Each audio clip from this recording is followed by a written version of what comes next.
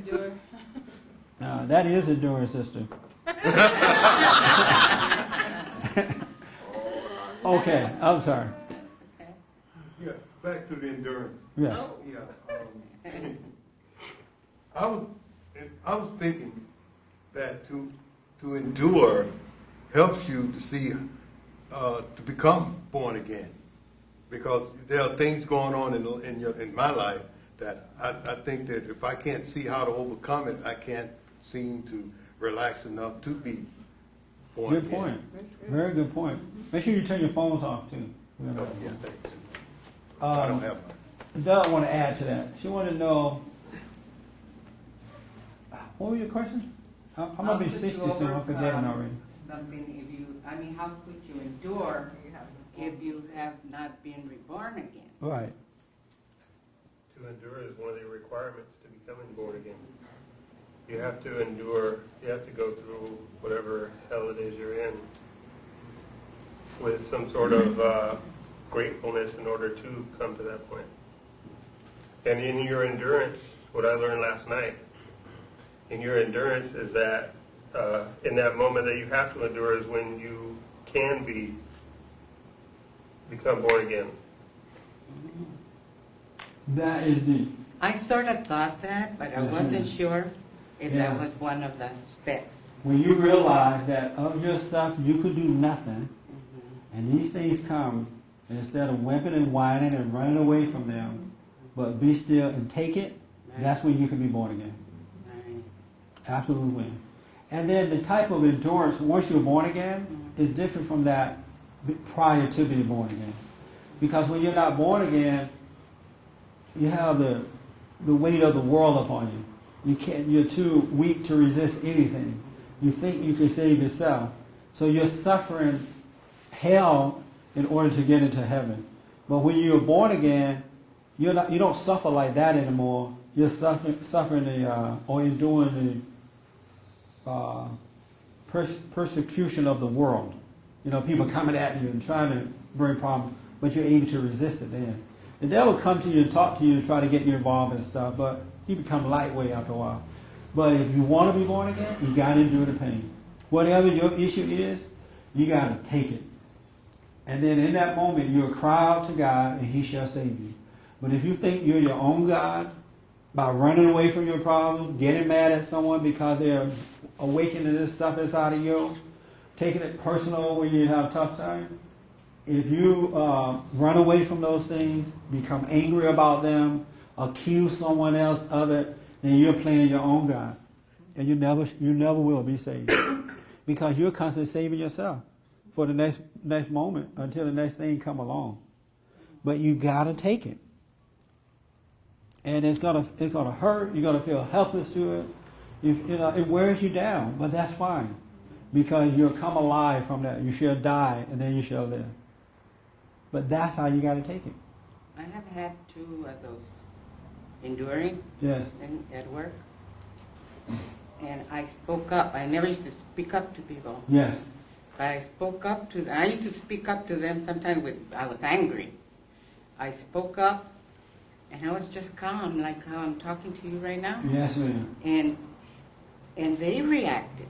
Yes, ma'am. You know, and I felt at peace. That's right. That's what salvation feels like, at peace. So now they're coming up to me and trying to be real nice and real mean. And I talk to them. I answer the questions, but I stay my distance. Stay your center. Mm-hmm. Don't be poor either way. Because now the devil's trying to get them to seduce you from that. Right. Bring you back to where you came from. Right. But you got to do it. You got to take the pain. And most people, even in this room, as I look around, I know people right here today going to walk out and get mad at the first challenge. Their first thought is to get angry. It's not to be still. It's mind-blowing. And you tell them, next time something come along, take it. Don't lash out. Don't blame that person. Be still and take it so you can cry. Even if you don't cry out with words, your spirit will cry out to God when you're enduring it, when you're taking it. Because the Holy Spirit will help you out. Your spirit will cry out to God if you can't find the words to say, come and help me. It'll happen. But most people run away from it because they're running away from it. their mind started talking to them. I had a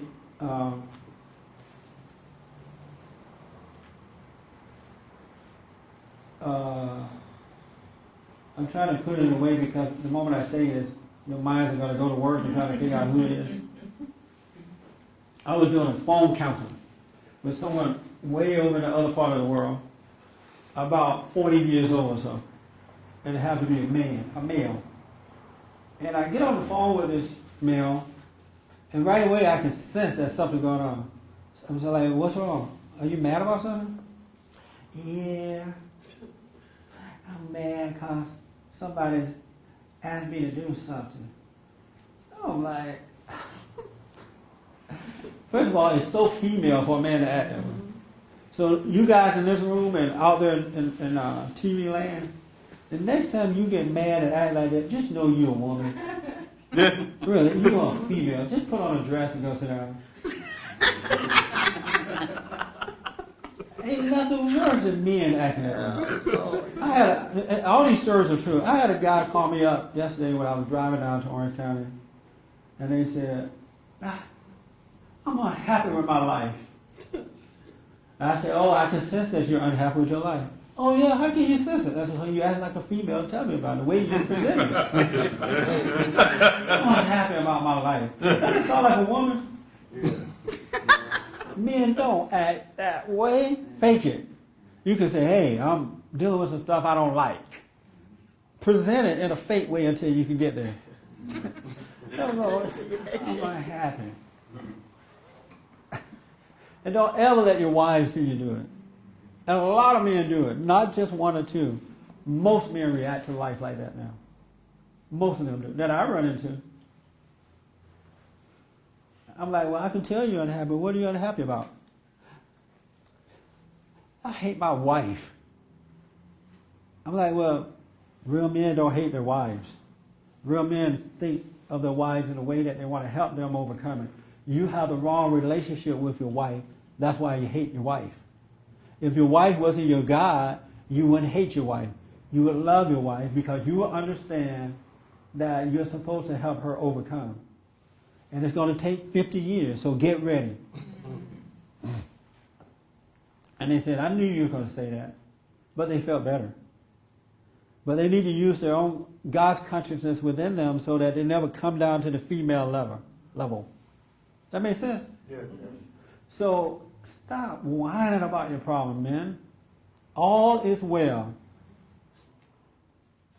Don't ever whine about your problems. Most women want men to whine about them because it gives them a sense of power. Isn't that right, Cherie? No. Not for No. me. I'm sorry? Not for me. Yeah. Any other question about that? You have to be right about it. He gave you the perfect answer. Did you understand what he said? Oh, yeah. It made sense? I sort of knew the answer already, but I want to make sure, Yeah. that this is one of the steps you go through to be born again. Right. I told you guys over and over again the story that I went through when I was co-hosting a radio show. With someone who had, strong power, not afraid of anyone. It used to just wipe me out. I used to go home and I could barely make it in the door and just fall out on the couch. And I would say, you know what, Lord? Whatever this is about, give me the strength to go through it. Let your will be done. And it looked like as soon as I fell out, the next day came and I was back there doing the show again. The day was going by. And I just endured it. I didn't complain about it. It was hard though. And I had to endure it. And finally I was free. It wasn't their problem that I was weak in nature like that. I didn't whimp and whine about it. No one ever knew. I tried to tell a couple friends about it, but I was scared to tell them because they were kind of weak. And so, but I endured it. And it was, have you ever had something just hit you and just hurt all in the stomach and you don't want to eat or anything? You just want to be left alone and you want to just lay out, right? And play sitting by the dock of the bay. It was that kind of pain. But finally, it was God. I stayed with my prayer. I faced the fire. I didn't complain about facing it. No one had told me not to do that. No one said to me, don't complain, Jesse. Don't blame someone. I just knew within myself. I think because I was meditating, I just knew I had to go through this. This was put up on me to get better in life. And so everything that's put up on you is to make you better in life. But if you get mad, you lose that moment. And Doug is right. If you could just take that pain in that moment and cry out to God to help you, He shall save you. And it may come again. You may think, wow, I'm free because I made it through this moment. And then the next moment, you may not deal with that moment right, but it doesn't mean anything. It's just another opportunity. The devil say, oh, I thought you were saved from that last moment. Pay that no mind. Endure this next moment. And after a while, you're a free person. That makes sense? Yeah. But you got to stop taking it personal. Once you get married and you make your babies, cut out sex. You don't need it anymore. What do you need it for? For what? It don't give life. It takes your energy away anyway. What do you need it for? Once you have a baby, you have 4 or 5 kids. And then when I tell them that, they're like, you just don't understand. You're just saying that because you're not married. And then the wife, then it does. See, he's a witness. And the wife, because she loved controlling the man with that, she started accusing him of being gay or cheating, anything to pull it back in. You know, you don't love me like sex is love. Sex is not love, especially to a man. Not even to a woman either. Sex is control to a woman. You got to endure. This year we're enduring. So let me ask this question. Anybody have a question for me before I ask? Yes, sir. Just one thing I want to let you know. Before the broadcast, you asked me, you tried to define me what my ideal success is. And while I was thinking about it, I realized perhaps that may be the big problem we as men have. We are tempted or subjugated to somebody or some thing's ideal of success is. Yes. And when we fail, we said, forget, it's not worth it. Do whatever you want with me. We give up. We give up too easily when we fail to attain what our. That's a very good point. When you create this idea of success in your life and you start going for it, you almost do anything to get it. Because you have created this false illusion in your own mind what success is. But if you just live your life on a moment-by-moment basis, seeking first the kingdom of God, it's going to work out anyway, and the success is greater than what you can even imagine. I think success is really coming back home to the Father. When you could really return to God, that's success, if I want to find the word success. Because everything else is going to be added unto you anyway.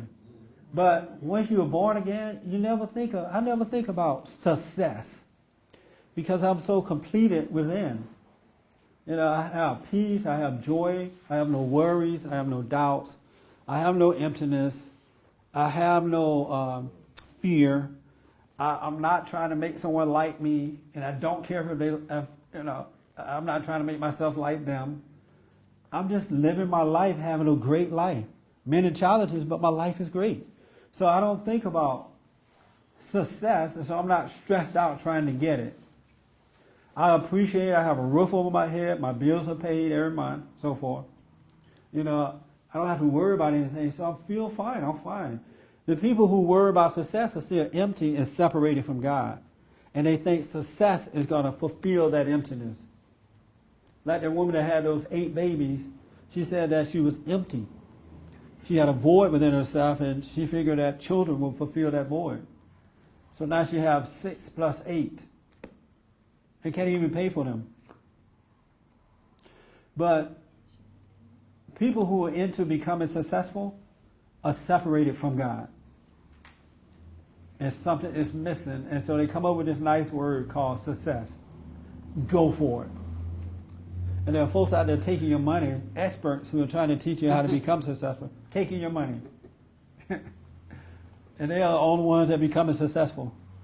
Because the seminar costs $2,000 to go to. And then you walk away with all this materials, books and stuff like that. You read it for a week and it is in the trash. And you waited for another seminar. Isn't that true? That is so crazy. But that's how folks live. And they're on TV being the expert with your money.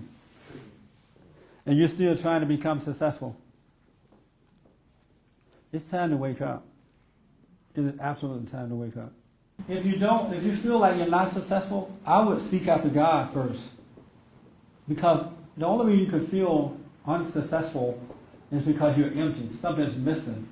And what's missing is your connection to truth, to God. That's what's missing. Whenever you feel that stuff, it's not about what you have or don't have. It's never about that. It's about your relationship with truth. You're not connected to the light. When you feel lonely, when you feel sad, when you feel poor, when you feel rich, when you feel like you need more, you don't have enough, when you feel angry, when you feel doubt, when you feel fear, when you feel whatever you feel, angry at your fellow man, you're disconnected from God. That's what that's all about. Because once you're connected to Him, you cannot feel those things. You cannot feel any of those things at all. Isn't that amazing? It is every day, all the time. It doesn't come and go. And that's what happens when you become angry. Right away your thoughts start talking to you about what's happening. And you forget to be still and endure, because now it has you blaming others for it. You want to take action. You don't realize you're giving those thoughts life. You're giving the devil life to control your mind. But if you could just, and he starts sounding just like you. So it sounds like, yeah, this person making me angry. It's their fault. You forget that it's you. That's why you need to become aware of these thoughts, so you know that there's nothing true about them and that they're not your thought. And anger feeds them. Give it life when you judge yourself and others. You really need to wake up to that reality. But let me ask, because of time here, this year we're talking about endurance, overcoming, enduring. I need to know, what do you need to endure? Because if you don't know you need to endure, and if you don't see you need to endure, you're not going to get better. You understand now what endurance is, right? And how to do it, from what Doug just said. You guys got that? Okay. Yes, what do you need to endure? You need to give up. Not you, I mean you.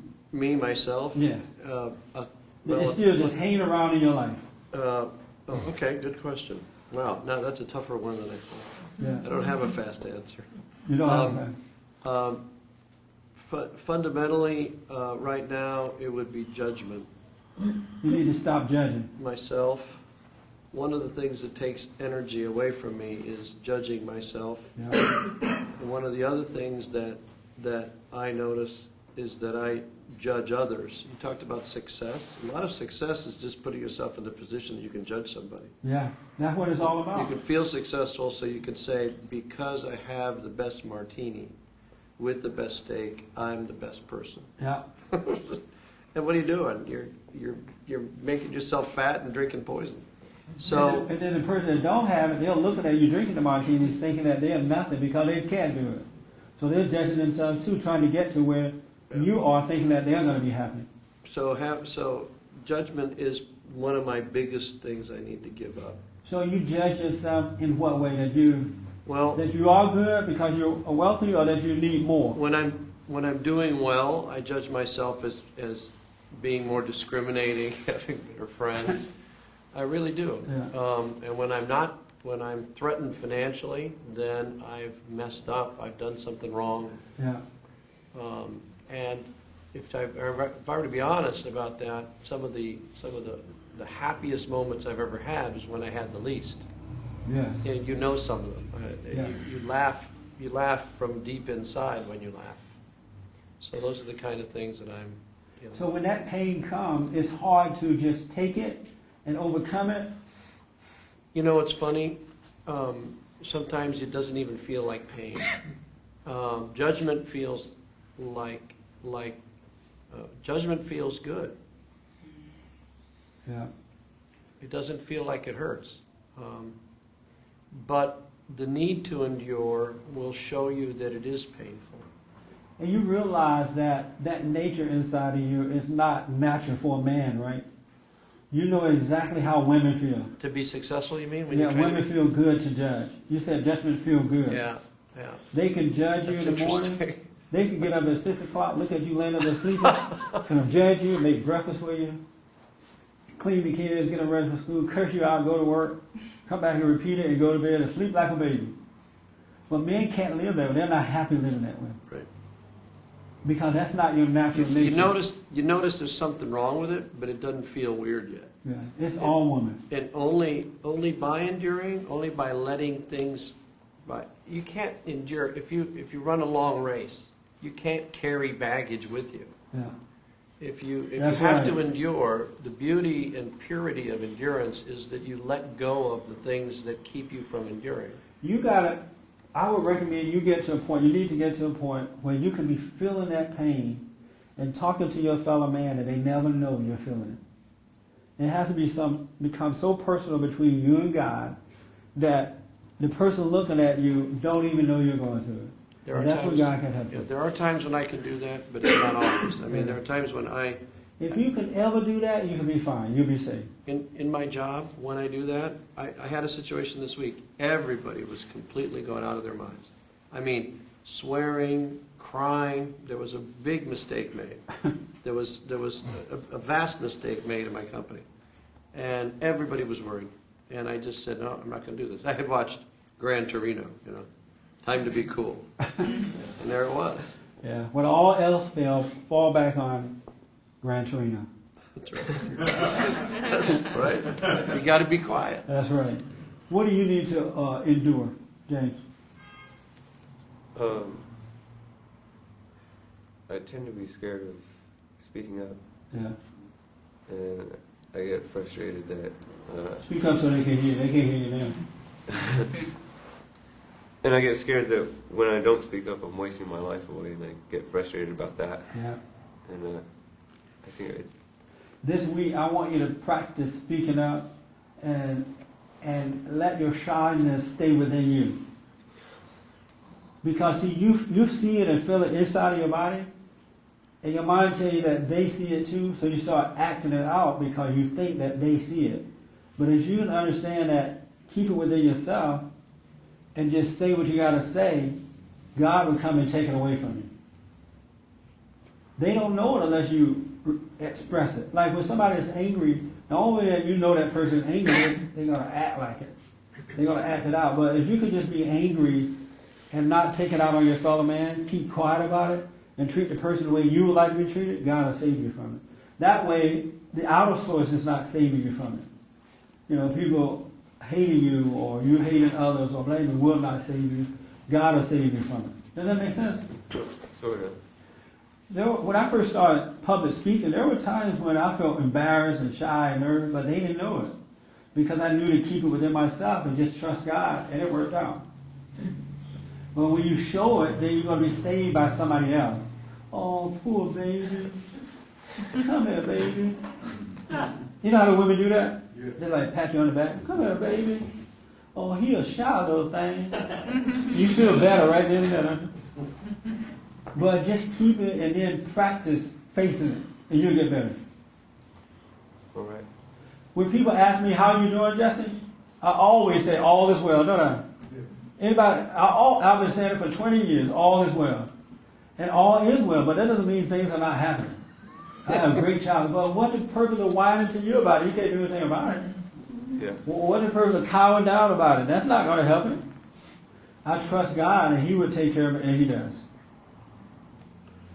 Be still and know the truth. I never thought of that as being like acting shy as an escape.